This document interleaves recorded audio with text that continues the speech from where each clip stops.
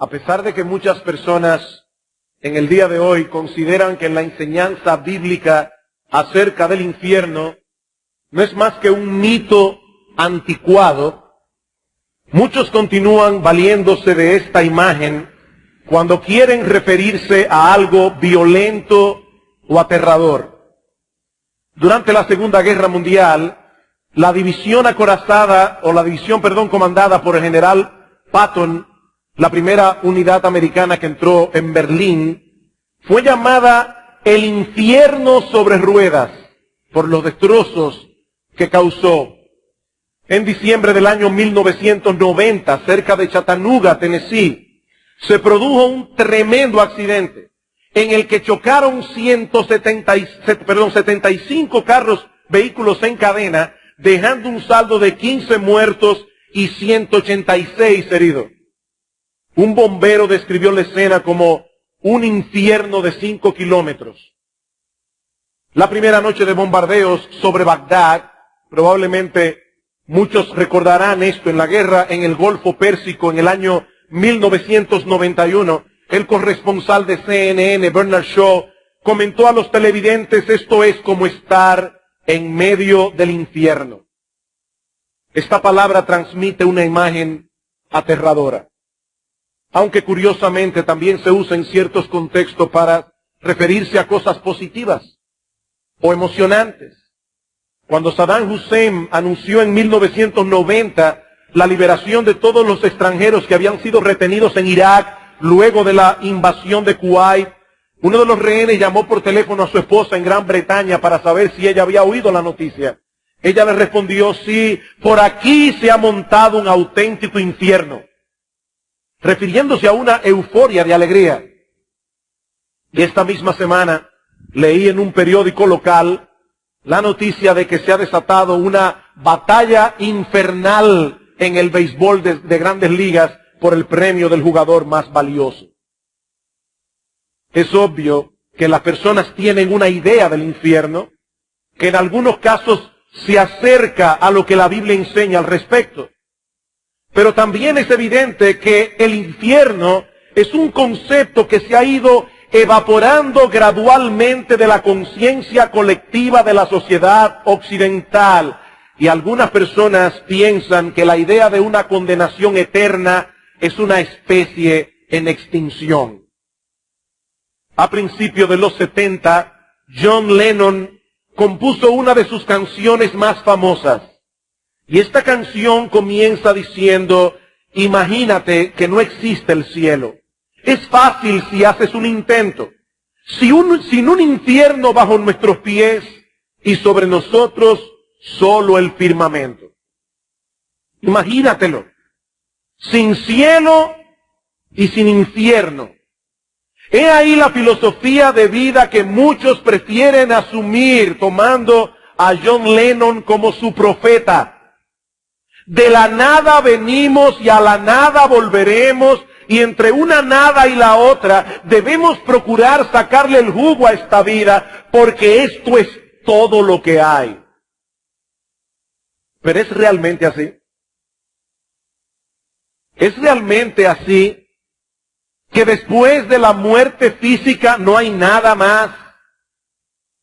Sí se puede hacer el intento y tratar de imaginar que no existe el cielo ni el infierno, haciéndole caso omiso a las contundentes enseñanzas de Cristo y a la Biblia en general. Pero mi amigo, el problema es que nuestra imaginación no puede fabricar una realidad distinta de la que hay. Las cosas no son como yo quiero imaginármelas. Las cosas son como son. Y lo que quiero hacer en esta ocasión es echar un vistazo a lo que la palabra de Dios enseña con respecto al infierno. Porque es la única voz autoritativa que puede proveernos información veraz y segura sobre la existencia después de la muerte de aquellos que parten de este mundo enemistados con Dios, de aquellos que parten de este mundo en sus delitos y pecados. Sí, yo sé que el tema no es agradable, yo lo sé. Para mí no va a ser fácil predicarlo, para ustedes no va a ser fácil oírlo. Pero ¿qué dice la Biblia con respecto al infierno? En la mañana de hoy nos limitaremos a 4 aspectos fundamentales y el primero de todos es que el infierno es un lugar real. El infierno es un lugar real. Y digo esto porque muchas personas viven vidas tan miserables que no pueden imaginarse siquiera que existe otro infierno del que ellos han vivido aquí. En una de sus obras de teatro, el filósofo existencialista Jean-Paul Sartre pone en boca de uno de sus personajes algo que pienso y sospecho que está en la mente de mucha gente. El infierno son los demás. El infierno son los demás. Olvídense de la hoguera y el azufre, dice él. No hay más infierno que la condición miserable que otras personas nos hacen padecer en esta vida. Pero esa no es la enseñanza de la Biblia con respecto al infierno.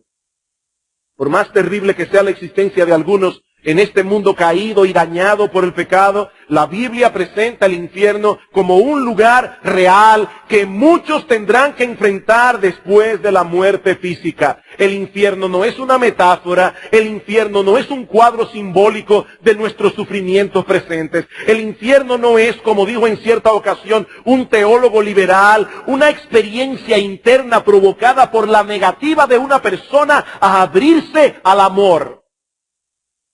No. En la parábola del rico y Lázaro, en Lucas 16:28, Jesús presenta a este hombre rico describiendo el infierno como este lugar de tormento.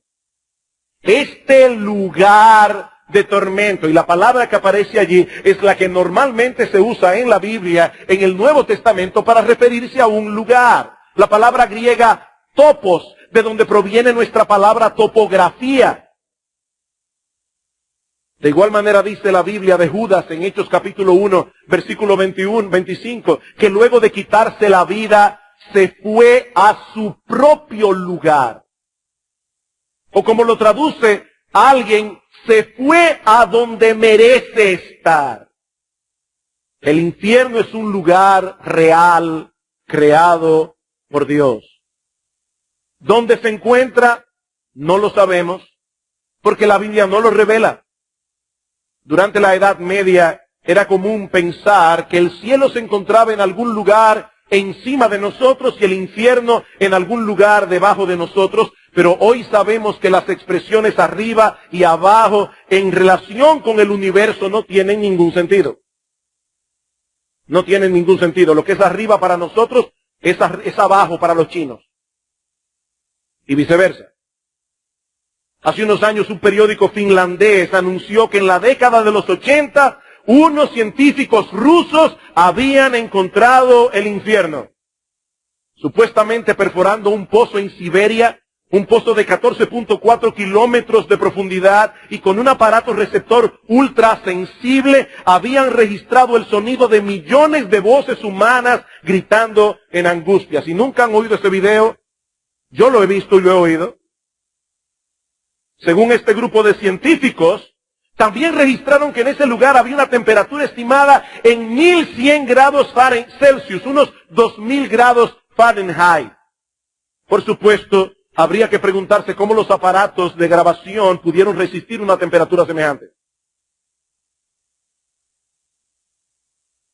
¿Y por qué esperaron tanto tiempo para dar a conocer una noticia tan extraordinaria? ¿No eso es un engaño? Un engaño muy elaborado.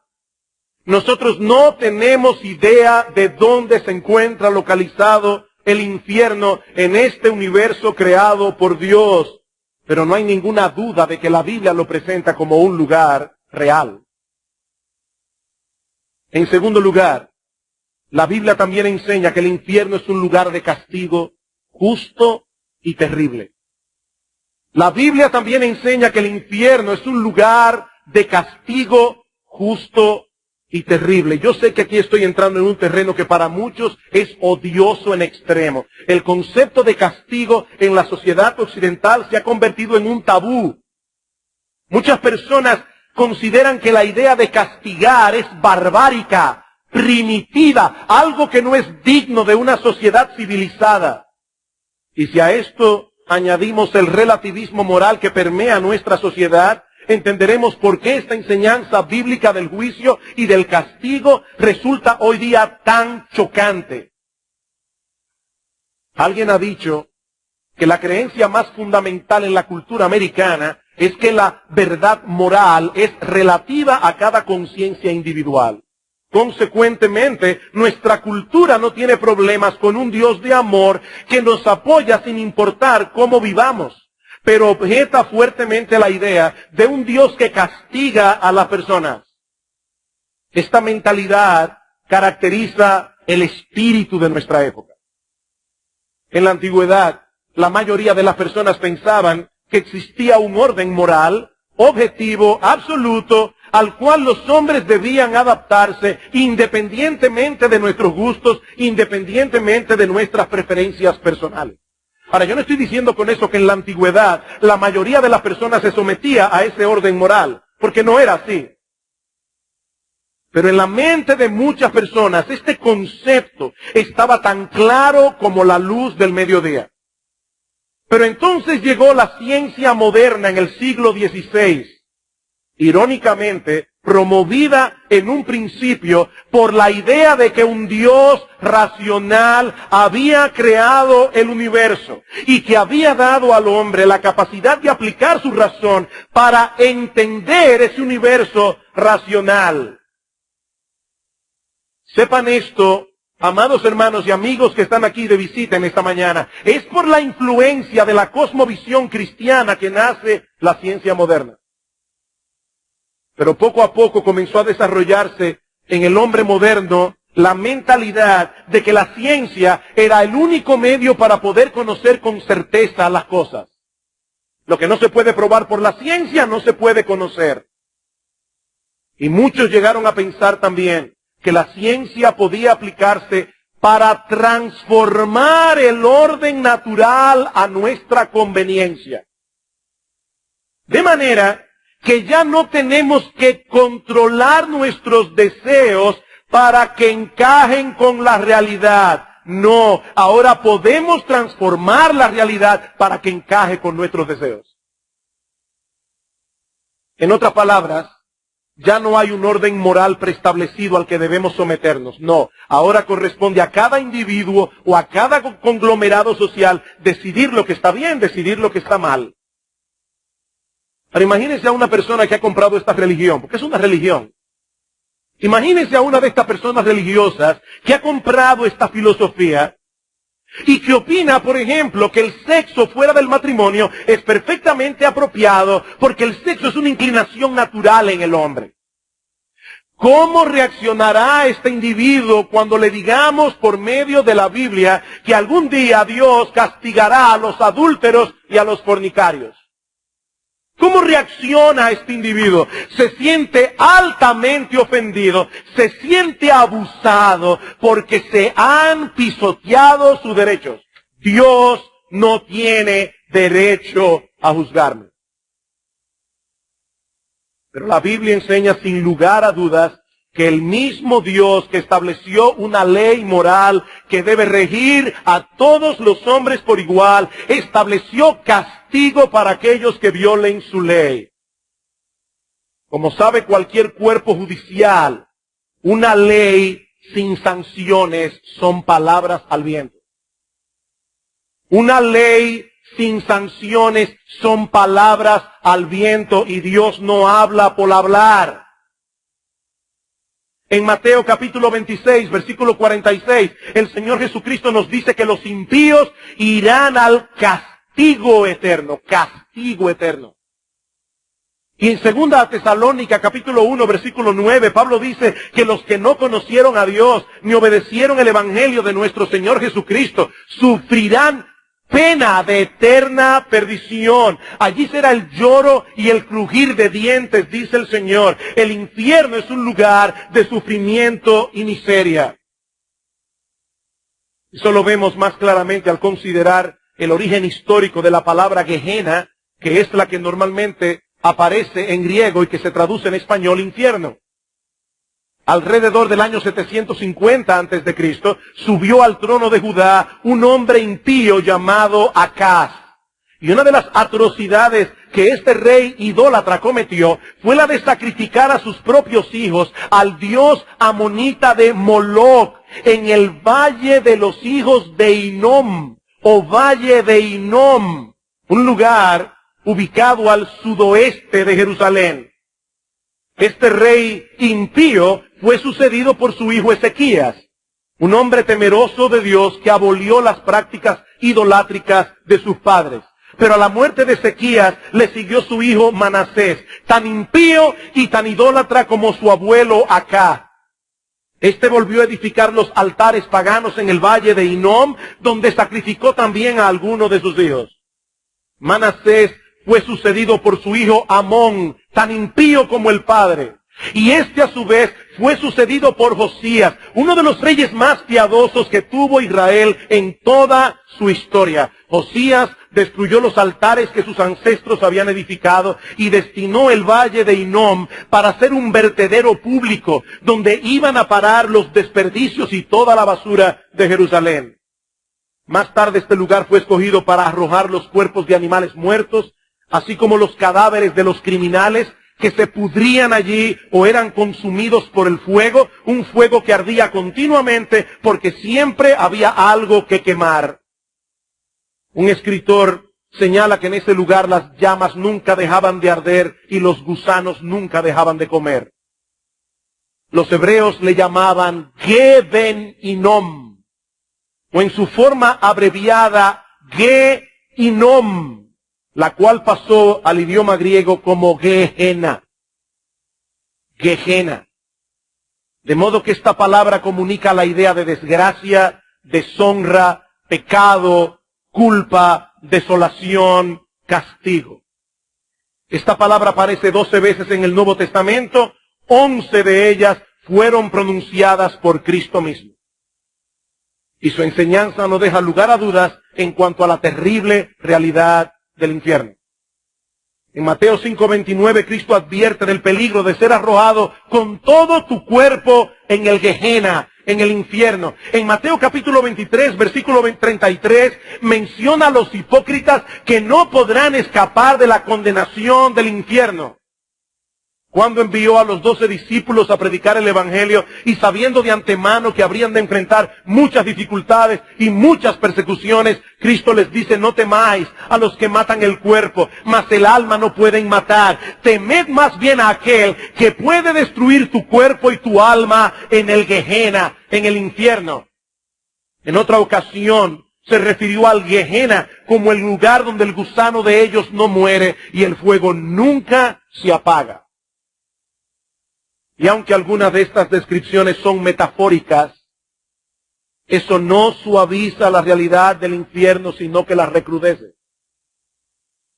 Porque la realidad siempre será peor que aquello que se usa como una simple comparación. El infierno es un lugar de castigo justo y terrible.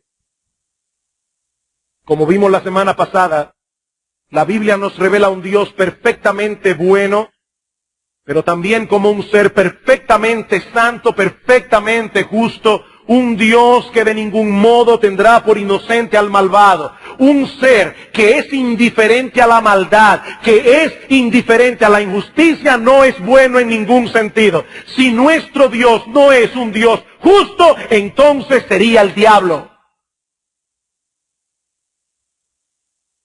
Y como criaturas creadas a su imagen y semejanza, todos nosotros aquí podemos entender ese concepto, por más que algunos se empeñen en sacarlo de sus mentes y de sus conciencias.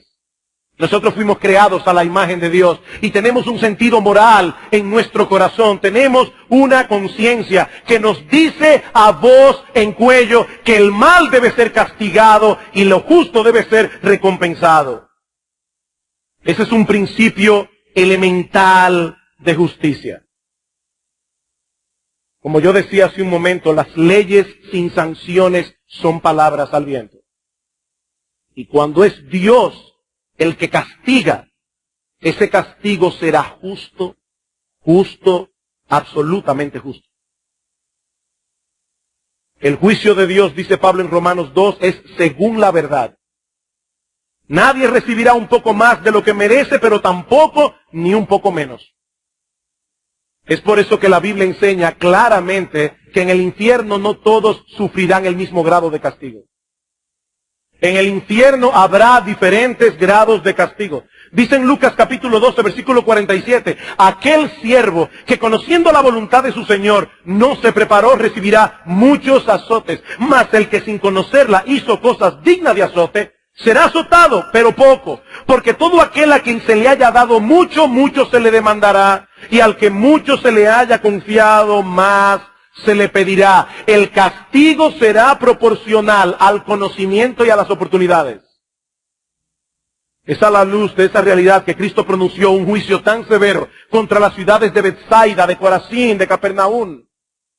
Dice que comenzó a reconvenir a las ciudades en las cuales había hecho muchos milagros, porque no se habían arrepentido. Estas personas tuvieron a Cristo allí, predicando el Evangelio y mostrando su poder a través de milagros, y aún así no se arrepintieron. Dice Cristo, ¡ay de ti, Corazín! ¡Ay de ti, Betsaida! Porque si en Tiro y en Sidón se hubieran hecho los milagros que han sido hechos en vosotras, tiempo ha que se hubieran arrepentido en silicio y ceniza. Por tanto os digo que en el día del juicio será más tolerable el castigo para Tiro y para Sidón que para vosotras. Tiro y Sidón eran dos ciudades reconocidas por su idolatría. Y dice el Señor, el castigo para los idólatras será más tolerable que el castigo que recibirán aquellos que conocían el mensaje del Evangelio y aún así lo pisotearon. ¡Ay de ti, Capernaum, que eres levantada hasta el cielo! Hasta el Hades serás abatida. Porque si en Sodoma se hubieran hecho los milagros que han sido hechos en ti, habrían permanecido hasta el día de hoy. Por tanto os digo que en el día del juicio será más tolerable el castigo para Sodoma, una ciudad llena de homosexuales, una ciudad llena de lesbianas. El castigo para esos homosexuales y para esas lesbianas será más tolerable que el castigo que recibirán aquellos que pisotearon el Evangelio de Jesucristo, habiéndolo conocido. Esa es la enseñanza de Cristo. Hablando a los líderes religiosos de su tiempo, hombres que tenían mucho conocimiento de la Biblia, pero lo usaban engañosamente para fines egoístas. Y Cristo les dice, ay de vosotros, escribas y fariseos hipócritas, porque devoráis las casas de las viudas y como pretexto hacéis largas oraciones. Por esto recibiréis mayor condenación. Mayor condenación. Todos serán castigados. El infierno es horrible para todos, pero no todos lo serán en el mismo grado. Mayores privilegios traen mayor responsabilidad.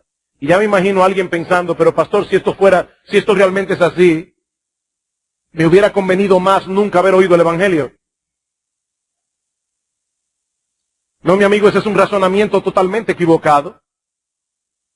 Por un lado, como yo decía hace un momento, todos serán castigados, porque la ignorancia de aquellos que nunca han oído el Evangelio es una ignorancia relativa, no absoluta. Ese es el argumento de Pablo en Romanos capítulo 1, versículos 18 en adelante. Pablo dice que aún esos paganos que nunca tuvieron en sus manos una Biblia, tales paganos conocen a Dios.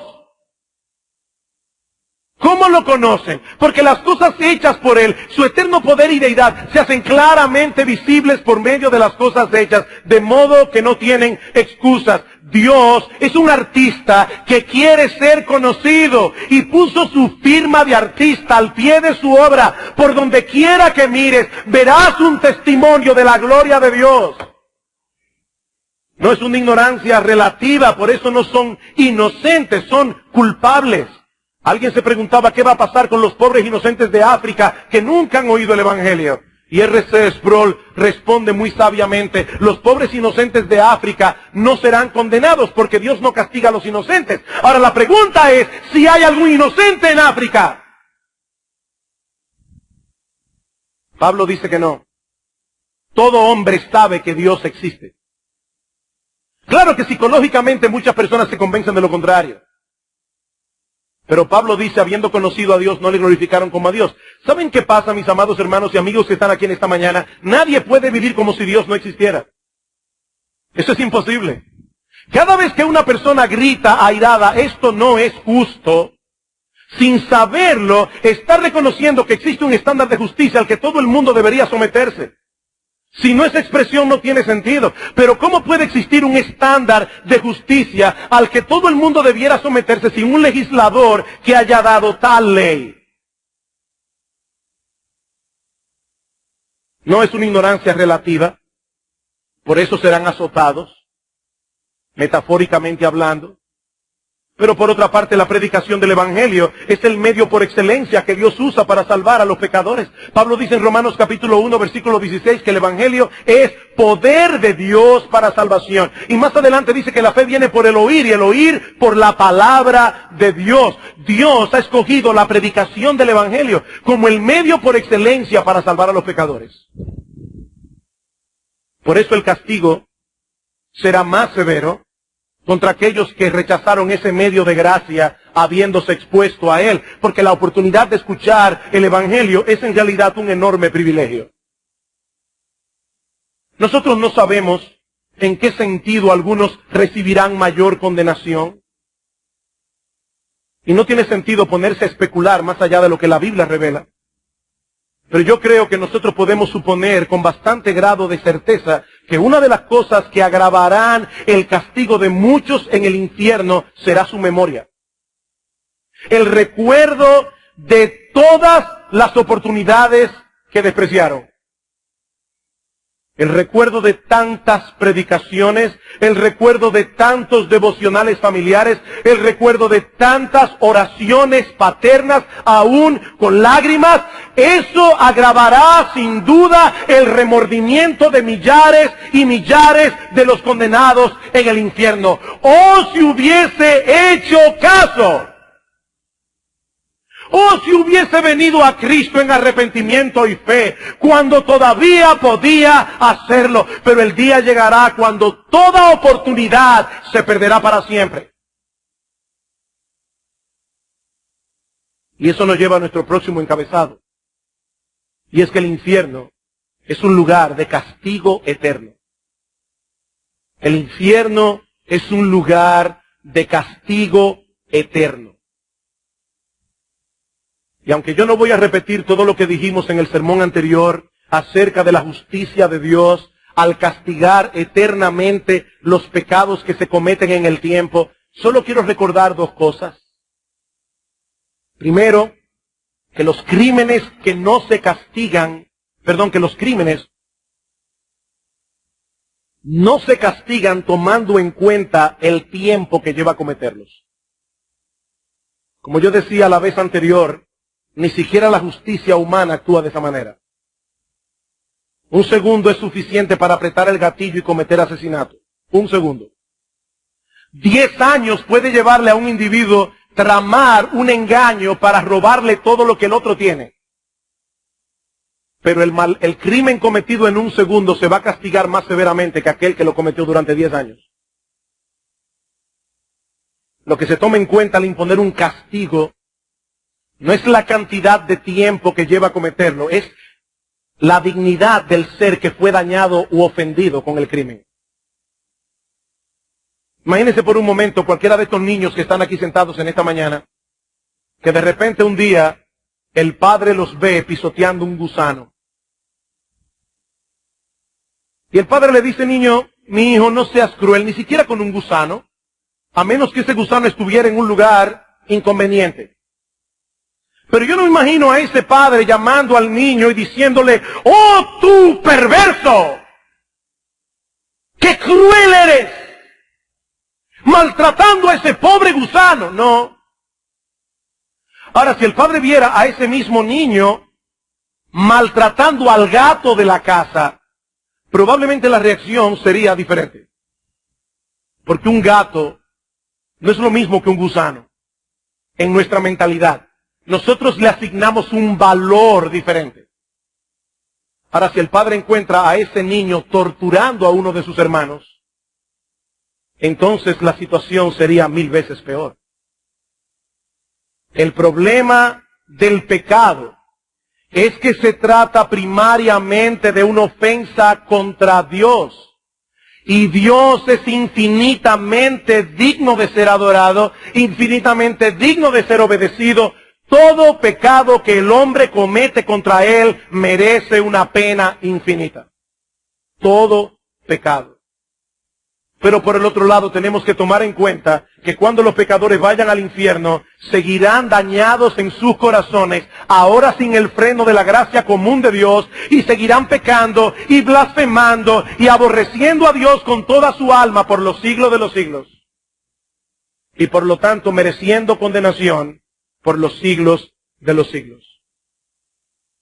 Mi amigo, no te engañes, si hay algo que la Biblia enseña con toda claridad, es que el castigo del infierno es eterno. Cuando dice Cristo en Marcos capítulo 9, versículo 46, que en ese lugar el gusano de ellos no muere y el fuego nunca se apaga, es obvio que se está refiriendo a un castigo que nunca termina y a un castigo que se sufre de manera consciente.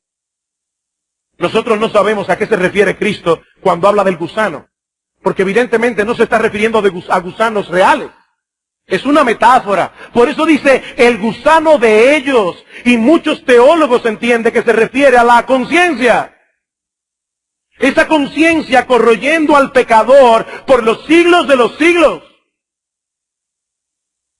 En el texto de Mateo 25:46, que ya hemos citado varias veces, Cristo dice que tanto los impíos como los justos arribarán a un destino eterno. Tanto el uno como el otro. Los primeros a un destino de condenación y castigo. Los segundos a un destino de vida y de bienaventuranza. Pero tan eterno es un destino como el otro. En el texto que leímos en 2 Tesalónica 1:9, Pablo dice, sufrirán eterna perdición. El profeta Daniel nos dice que los condenados sufrirán vergüenza y confusión perpetua. En 2 de Pedro 2:4 se habla de prisiones eternas. En el versículo 7 de Judas se habla del castigo del fuego eterno. Y en el versículo 13 de eterna oscuridad. Dios se empeñó en dejar señales claras de advertencias para que no hubiese ninguna duda al respecto. El castigo del infierno es eterno. Eterno.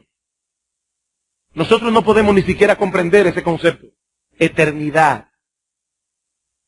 Y yo le pedí al Señor en esta semana, Señor, por favor, usa el mensaje de tu palabra para clavar esa palabra en el corazón de los inconversos aquí. Eternidad, eternidad, eternidad, por los siglos de los siglos. Hablando de los condenados en Apocalipsis capítulo 14, versículo 11, dice que el humo de su tormento sube por los siglos de los siglos. La misma expresión que se usa para hablar de Dios en Apocalipsis 4:9. Dice que Dios es el que vive por los siglos de los siglos, de manera que el tormento del infierno es tan eterno como Dios mismo. Sí, yo sé que algunas sectas pseudocristianas enseñan que los pecadores serán destruidos en un instante cuando sean arrojados al infierno. Y algunos dicen que lo que sube por los siglos de los siglos es el humo. No, ese texto dice algo más. Dice, y serán atormentados, no tienen reposo de día ni de noche. No tienen reposo de día ni de noche. Queridos hermanos y amigos que están aquí en esta mañana, por más duras que suenen estas palabras, es imposible evadir la enseñanza de la Biblia al respecto. El infierno es una terrible realidad. Tan terrible que Dios el Hijo se hizo hombre para sufrir el infierno en la cruz del Calvario y así poder proveer al hombre salvación gratuita por medio de la fe. Pero aún hay algo más. Y es que el infierno fue preparado para el diablo, para sus ángeles y para todos aquellos que decidan seguir sus caminos. Para todos aquellos que mueran con su puño alzado contra Dios. Alguien decía en un tono de burla blasfemo que el infierno estará lleno de gente interesante. El infierno estará lleno de gente interesante. Recuerdo en mis primeros días como cristiano predicando el evangelio en la universidad que un burlador me dijo algo similar. Y fulano va a estar en el infierno. Entonces fulana, tal actriz, estará en el infierno. Pues allí donde yo quiero ir. La vida lo plantea de otra manera. Mi amigo, la Biblia lo plantea de otro modo. Cristo habla del infierno como un fuego preparado para el diablo y sus ángeles. El infierno es un terrible lugar preparado especialmente para criaturas demoníacas. Ese es su destino. Y es interesante notar que esto es algo que los mismos demonios conocen. En cierta ocasión Cristo visitó una sinagoga y había allí un hombre endemoniado que de inmediato comenzó a dar voces diciendo: ¡Ah! ¿Qué tienes con nosotros, Jesús Nazareno? ¿Has venido para destruirnos? Y en una situación similar en Lucas capítulo 8, versículo 31, dice que los demonios le rogaban al Señor que no los enviase al abismo. Ellos conocen perfectamente cuál es el destino que les espera, pero como no tienen un átomo de bondad, tratan de llevarse consigo al mayor número de personas a través del engaño y de la seducción. De manera que ese horrible lugar que fue originalmente destinado, diseñado para el diablo y sus ángeles, recibirá en su seno a todos aquellos que decidan seguir los caminos del diablo en oposición a los caminos de Dios. Apocalipsis capítulo 21, versículo 8. El apóstol Juan viene describiendo lo que será la gloria del creyente en el cielo.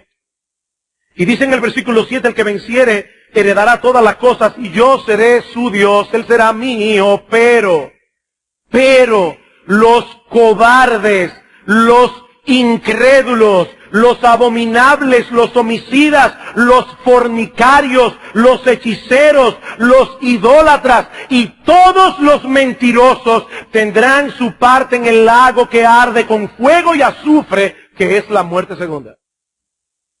He ahí las personas interesantes que encontrarán los impíos en el infierno. Todos los cobardes estarán allí, todos los incrédulos, todos los abominables y homicidas, todos los fornicarios, todos los hechiceros, todos los idólatras, todos los mentirosos. Y fíjense que esta profecía tan dura se encuentra precisamente en el lugar donde se habla del cielo.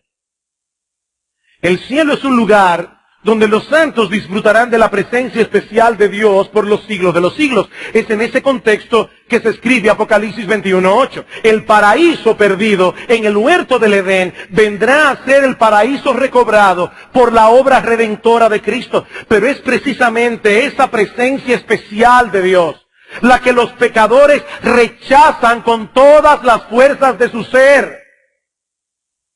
Por eso decíamos el domingo pasado, citando a C.S. Lewis, que al final de cuentas solo hay dos tipos de personas en el mundo. Aquellos que dicen a Dios, hágase tu voluntad, y aquellos a quienes Dios dirá al final de sus días, hágase tu voluntad. Me rechazaste con todas las fuerzas de tu ser. Oíste mi llamado de gracia una y otra vez. Pisoteaste el Evangelio y con él la sangre preciosa de Cristo. Ahora que toda oportunidad se perdió, hágase tu voluntad. Eso fue lo que quisiste. Eso es lo que recibirás por los siglos de los siglos.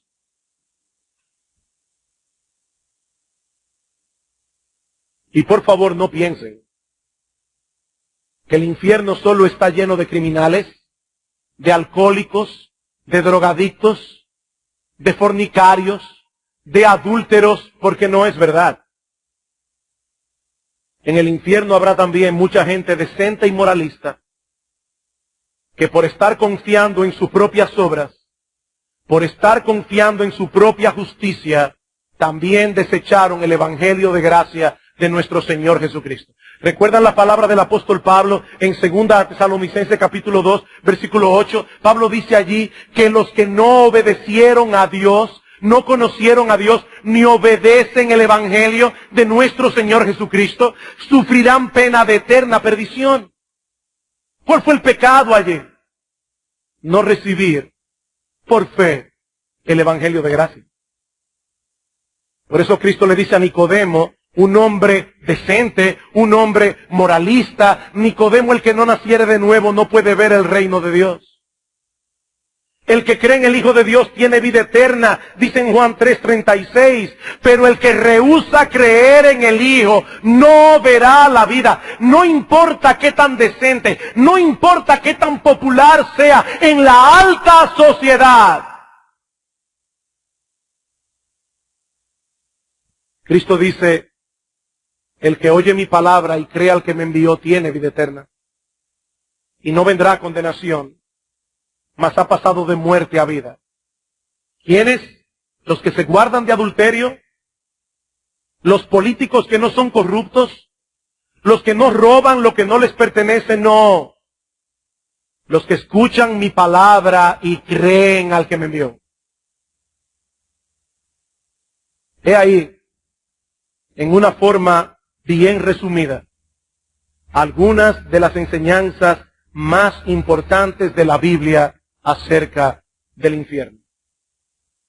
El infierno es un lugar real, el infierno es un lugar de castigo, el infierno es un lugar de castigo eterno, el infierno fue preparado para el diablo, para sus ángeles, pero también irán a parar allí todos aquellos que murieron en sus pecados, enemistados contra Dios.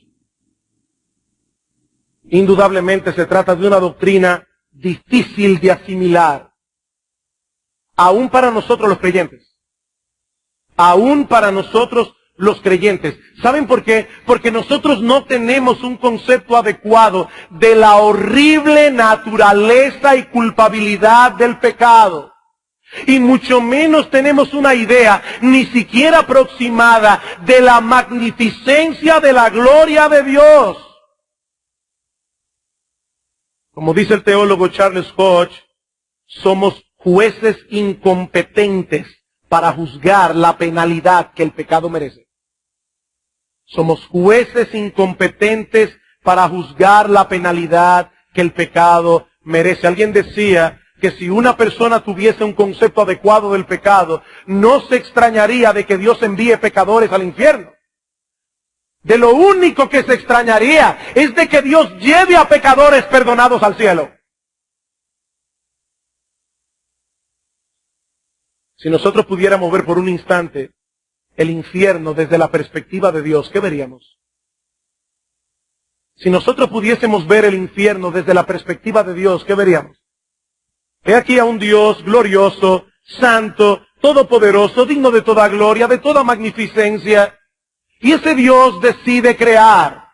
Y entre todas las criaturas que Él hace al hombre, y solamente al hombre, a su imagen y semejanza. Un ser que tiene intelecto, un ser que tiene emociones, un ser que tiene raciocinio, un ser que puede interpretar los hechos. Y Dios se encarga de hacer una creación lo suficientemente maravillosa como para que no hubiese dudas en cuanto al hecho de que fue Él que la hizo. Y le dio al hombre la capacidad de entender esa evidencia. Pero ese hombre también era un ser libre. Porque Dios hizo a un ser capaz de amar. Y un ser que no fuera libre. Un ser que no tiene opción. Es una máquina, no es una persona. Y ese ser libre en su libertad escoge el pecado, escoge seguir la mentira del diablo, escoge voluntariamente darle las espaldas a Dios.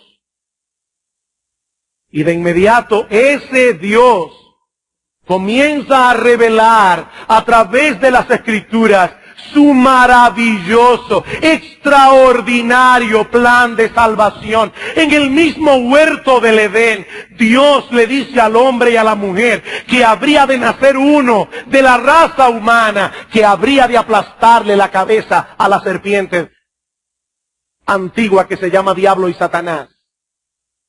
Y ese Dios comienza a enviar profeta tras profeta, tras profeta, tras profeta. Finalmente la Biblia queda escrita, un libro perfecto de principio a fin, sin errores de ningún tipo. Y finalmente ese Dios envía a su propio Hijo, el Dios encarnado, la segunda persona de la Trinidad, para que sufra en la cruz el infierno que sus criaturas rebeldes merecen. Y ahora ese Dios, durante 2000 años, ha estado enviando a sus siervos, muchos de los cuales han tenido que sufrir vergüenza, vejación, persecución, para predicar este glorioso evangelio, este glorioso mensaje de salvación. Y para colmo, Dios ha puesto en el corazón de cada hombre una conciencia, un tribunal moral. Y aún así, algunas personas se mantienen hasta el final de sus vidas, como dice Pablo, deteniendo con injusticia la verdad. ¿Y es Dios injusto por enviarlos al infierno? Sí, esta es una enseñanza difícil de asimilar, pero sería una inmensa crueldad de nuestra parte dejar de advertir al pecador del terrible destino que les espera si mueren en sus pecados, por el temor de que no nos vean como fanáticos y como irracionales. Eso sería una crueldad. No es casualidad que Jesús hablara del infierno más que nadie. No es casualidad que Él presentara esta doctrina en una forma tan vívida y tan aterradora. No es casualidad. Y es que nadie conocía como Él los horrores del infierno. Horrores que hicieron necesarios su encarnación y su muerte en la cruz del Calvario. ¿Saben por qué Jesucristo habló tanto del infierno? ¿Saben por qué lloró sobre Jerusalén? Precisamente porque Él vino a buscar y a salvar lo que se había perdido. Y nadie será salvo sino hasta que vea el terrible peligro en que se encuentra. Mi amigo, el infierno es una realidad aterradora de la que debes procurar escapar cuando todavía puedes hacerlo. Pero mi amigo, es mi deber decirte que esa oportunidad es ahora. Esa oportunidad es ahora. Porque ninguno de nosotros puede estar seguro de que tendremos un mañana del que podremos disponer. Yo no puedo imaginar siquiera cómo será ese instante, ese momento en que un pecador traspasa el umbral de la eternidad, y ese instante, ese momento en que repentinamente se da cuenta de que toda esperanza de salvación ha terminado por siempre.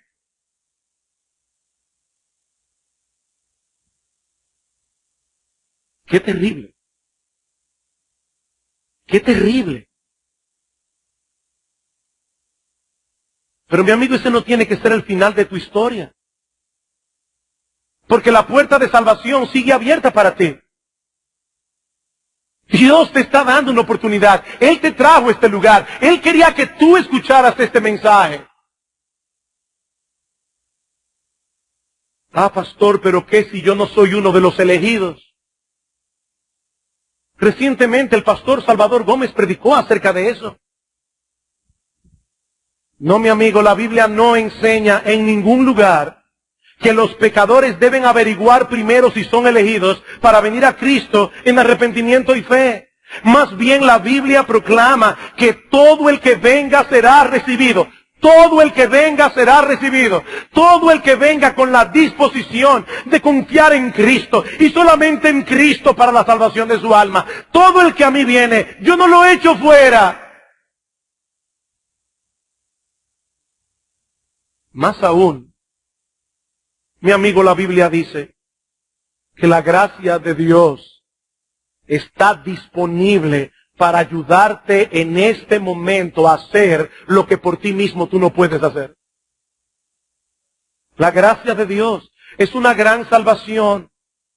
Mi amigo, tal vez en el fondo de tu corazón tú tienes miedo de conocer a Dios. Sí, hay personas que tienen un miedo psicológico al hecho de que Dios exista y tratan de imaginar que eso no es así. Pero mi amigo, yo te recuerdo una vez más que tu imaginación no puede fabricar una realidad distinta de la que hay. Leí en estos días, por una razón particular, estaba leyendo la vida de la poetisa norteamericana Emily Dickinson. Me dio tanta pena, tanta tristeza. Nadie sabe finalmente en qué condición murió esta mujer, pero ella fue criada en un hogar cristiano, ella conocía la palabra de Dios y todavía más aún, ella sabía que la palabra de Dios era verdad, pero hasta el fin de sus días no quiso reconciliarse con Dios porque no quería cederle la autoridad de su vida. Y muchos de los poemas de Emily Dickinson revelan esta lucha. Yo sé que es verdad, pero no quiero creer. ¿Sabes una cosa, mi amigo? Si esa es la condición de tu corazón, Dios tiene abundante gracia para cambiártelo, pero pídeselo a Él.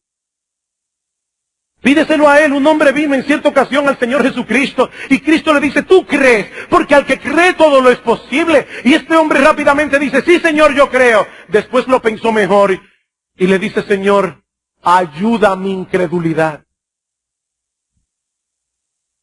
Ayuda mi incredulidad. Le tienes tanto miedo al hecho de que esto sea verdad que no te atreves a pedirle a Dios que te lo muestre. ¿Es tal tu terror? Mi amigo, pídele a Dios que te transforme. Pídele a Dios que venza tu incredulidad. Pídele que destroce la dureza de tu corazón. Pídeselo a Él. Dice la Biblia que Jesucristo es un gran Salvador que puede dar a su pueblo perdón de pecados y arrepentimiento. Pídeselo a Él. Pídeselo a Él. Pero no te vayas de este lugar con la ira de Dios sobre ti.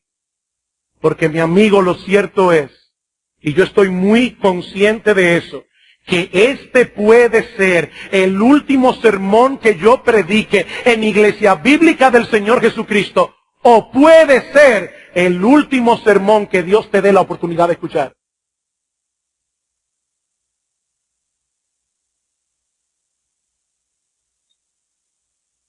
Que Dios tenga misericordia. Que Dios tenga misericordia. Vamos a orar. Oh Padre nuestro que estás en los cielos. Señor y Dios Todopoderoso. Pensando en el infierno, no podemos dejar de ver que ciertamente es un lugar horrible. Pero tampoco podemos dejar de ver que el Dios del cielo estuvo dispuesto a sacrificarse a sí mismo para que los hombres pecadores no tengan que ser arrojados en ese horrible lugar. Señor, usa tu palabra en esta mañana.